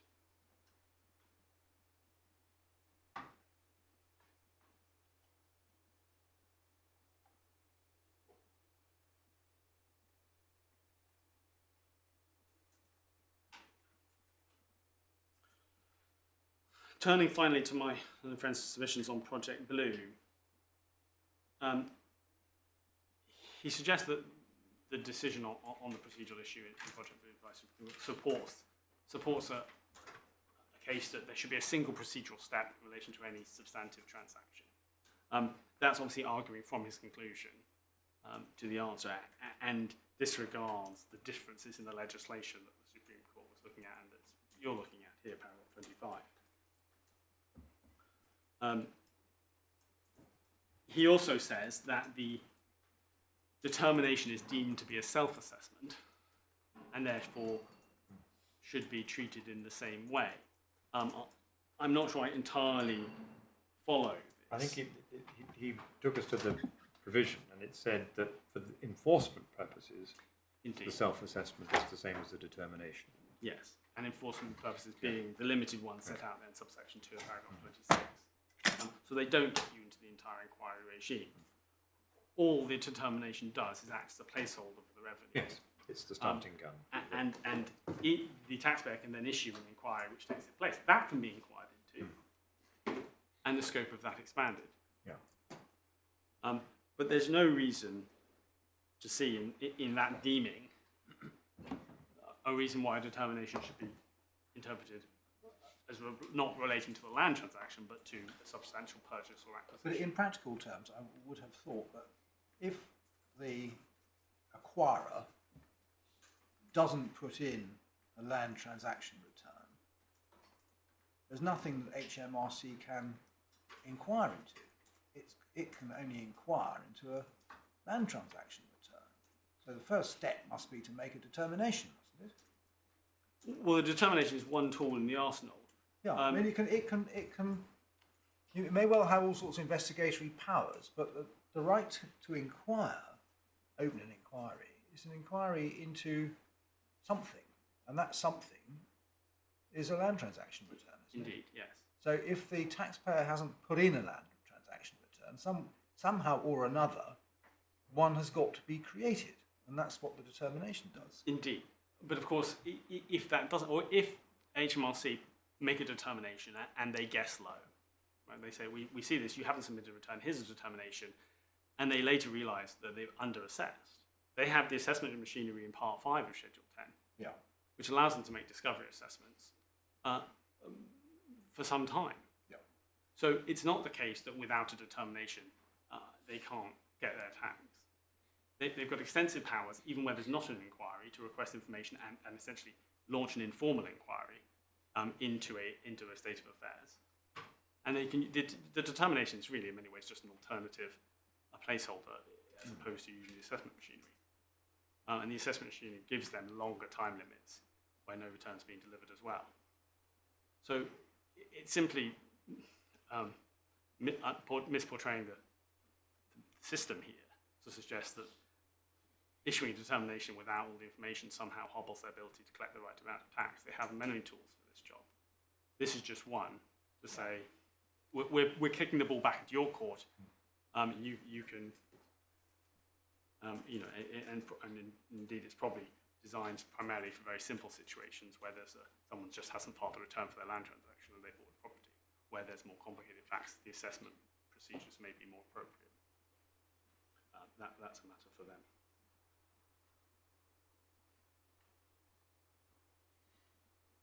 And that, I think, is the end of my list. I hope it wasn't too painful. Thank you. Do you have any further questions, Miles? Anything else? No, well, we're very grateful to both of you, and what I'm going to say now is genuine in the view, I think all three of us, we've really valued the case being presented on both sides by junior barristers who are both, each of you, entirely on top of the case and on top of the law and this rather convoluted tax regime. So it's been a case that's been well argued. We will obviously take time to consider our judgments. We'll circulate them in draft on the usual basis to encourage you to spot the deliberate typographical errors which will be scattered throughout it, but not to argue any fresh points. Judgments will be handed down electronically on a day to be set. I can't tell you when that will be, but we'll obviously endeavour to move forward as quickly as we can. Thank you very much. Court rise available.